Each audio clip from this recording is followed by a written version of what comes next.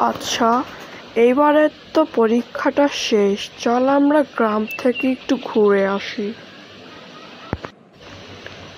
সত্যিই রে, অনেকদিন গ্রামে যাওয়া হয় না, চল কয়েকদিন যাই একটু ঘুরে আসি। তাহলে বল কবে গ্রামের বাড়ি যাবি? জামা কাপড় গুছাতে হবে তো।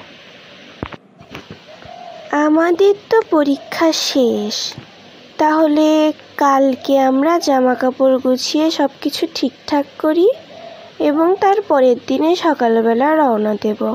আচ্ছা? ওহো, আমার তো খুব খুশি লাগছে। ওহো। ইয়েস, চল যাওয়া যাক তাহলে। আমরা কাল পরশু গ্রামের বাসায় যাব। হুররে! অনেক সুন্দর।